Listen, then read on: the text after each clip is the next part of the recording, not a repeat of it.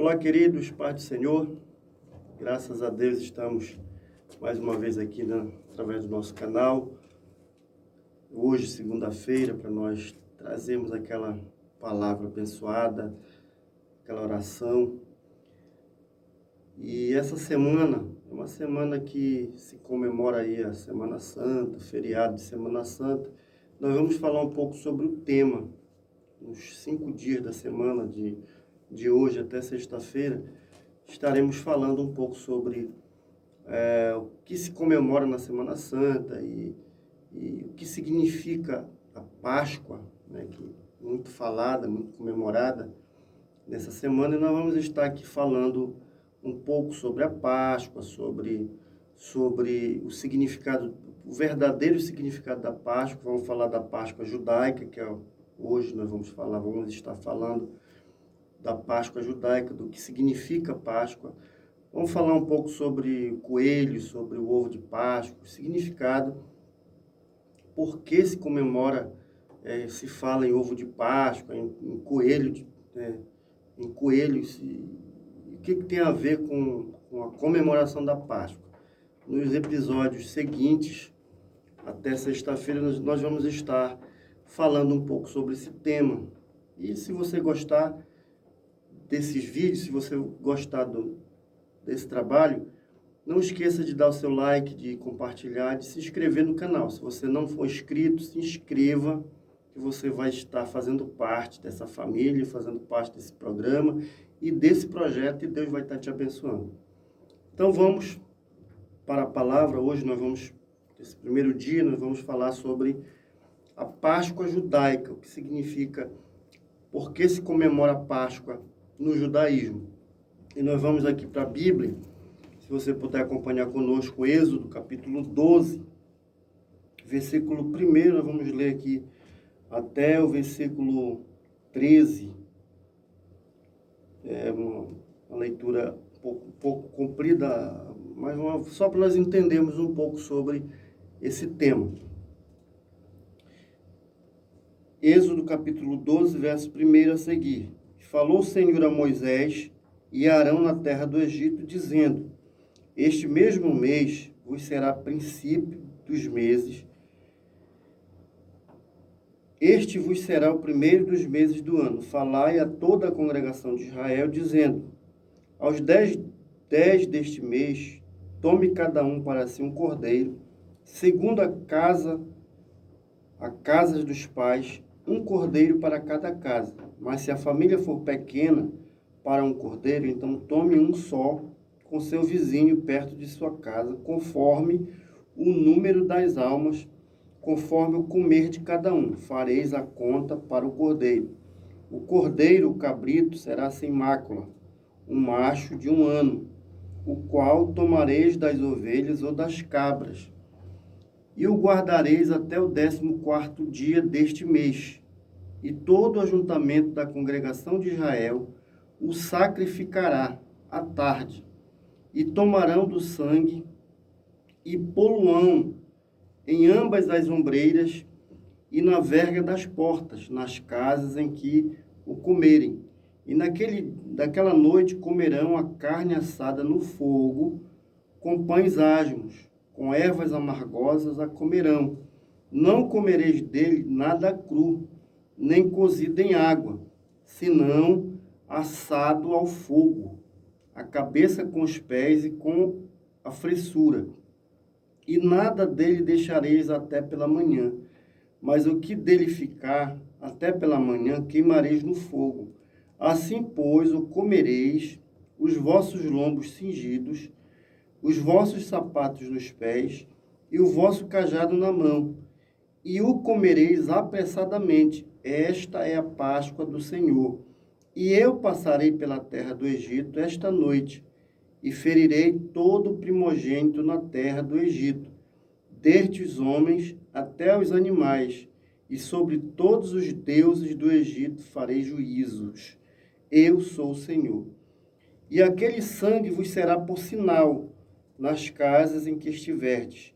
Vendo eu sangue, passarei por cima de vós, e não haverá entre vós praga de mortandade, porque eu feri a terra do Egito. Amém? Muito bem, queridos, esse texto é a instituição da Páscoa. Nesse período, o povo de Israel estava no Egito. Quando José, voltando 400 anos antes, José do Egito, quando foi governador, naquele período, a Bíblia diz que quando aquele faraó que amava José, que gostava de José, morreu, assumiu um outro faraó que não conheceu José. E quando ele viu aquela multidão, aquele povo que eram os hebreus, a família da família de José, que subiu para o Egito no período da fome, quando viu, ele escravizou aquele povo.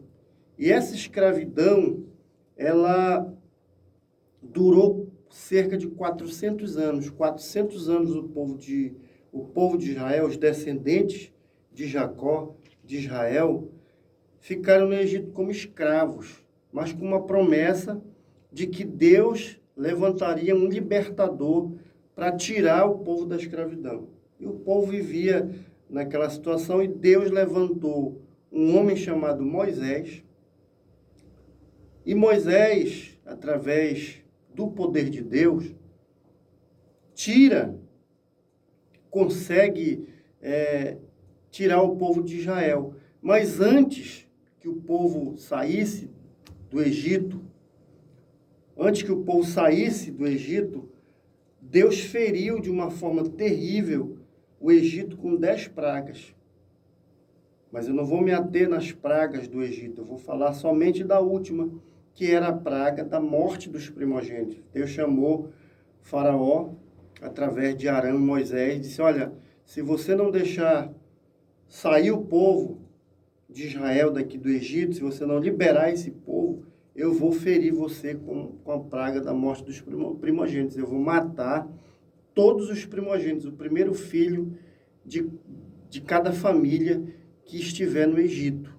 Inclusive o primogênito de Faraó, o herdeiro do trono.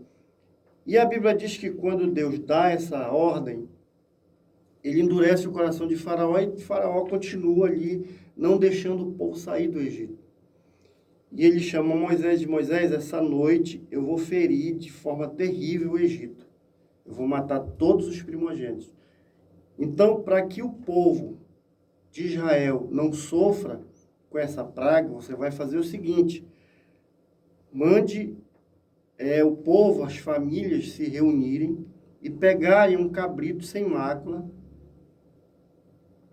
um animal, um cabrito, e eles vão matar esse animal e vão comer esse animal nessa noite, porque essa noite, meia-noite, eu vou passar, o anjo da morte vai passar e vai matar todos os primogênitos. Mas vocês vão fazer o seguinte: vocês vão pegar esse cordeiro, tirar o sangue do cordeiro, derramar o sangue, pegar esse sangue e passar nos umbrais das portas, nos caixilhos das portas, nas bordas das portas. Esse sangue vai passar e vai ficar manchado com sangue. E quando o anjo da morte, o anjo que vai ferir os primogênitos, passar, que ele vê o sangue nas portas, ele vai passar direto, ele não vai entrar, não vai ferir. E assim foi feito, mas vocês façam o seguinte: vocês peguem a carne desse cabrito, as famílias, uma família pequena se une com uma outra família, com seu vizinho, conforme o número de pessoas que tiver, e essas pessoas vão se reunir, vão pegar essa carne, vão assar esse cordeiro, assar esse cabrito no fogo. Eu não quero que comam nem cozido, nem de uma outra forma, eu quero que comam assado. Vocês vão pegar ervas amargosas e pães asmos, ou seja, pão sem fermento. E vocês vão, além de comerem ali aquela refeição, vocês vão cingir os seus lombos, calçar os seus sapatos e estar com o cajado nas mãos. Ou seja, vocês precisam estar preparados, porque eu tenho pressa. Porque na hora que eu eu feri os primogênitos, o faraó vai liberar e vocês vão ter que sair apressadamente. E não pode sobrar nada, comam tudo. Se só porventura sobrar, vocês não aguentarem comer, vocês precisam queimar, porque não pode sobrar. E a Bíblia diz que assim eles fizeram. E Deus feriu os primogênitos de Israel. E quando Deus feriu o primogênito do rei, o herdeiro do trono, o primeiro filho de Faraó, a Bíblia diz que Faraó chamou Moisés e Arão e disse: pelo amor de Deus, vão embora, servir o Deus de vocês, onde vocês falaram, sumam da minha frente, me deixem em paz, corram.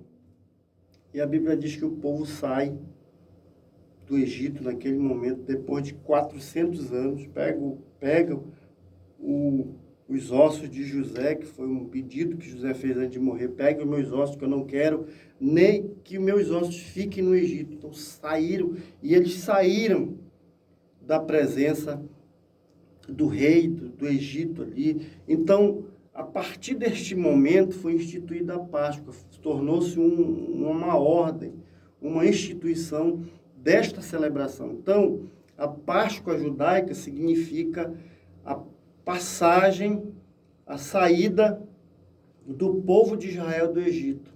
Eles saíram rumo à terra prometida. Então, essa Páscoa judaica significa Pachat, que significa passagem. Então, a Páscoa judaica, ela significa passagem.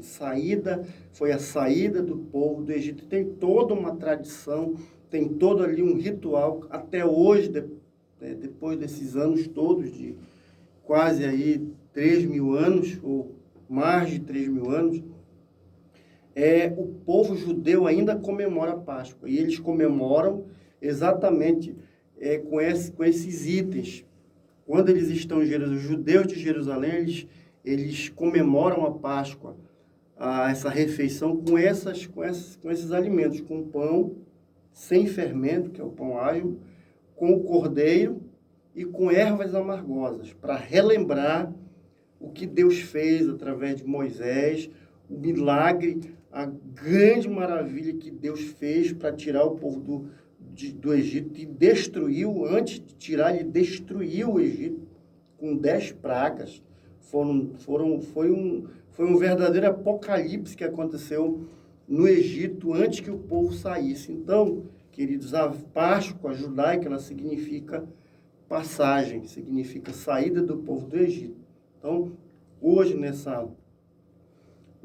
nesse programa, eu gostaria só de falar sobre a Páscoa judaica. Nos outros episódios que virão, a gente vai estar falando sobre a Páscoa cristã, que essa instituição aqui da Páscoa, ela tem um significado tremendo para nós cristãos hoje. Se nós formos fazer aqui uma analogia, e eu vou estar fazendo, possivelmente na sexta-feira, vou estar falando sobre o significado da Páscoa cristã.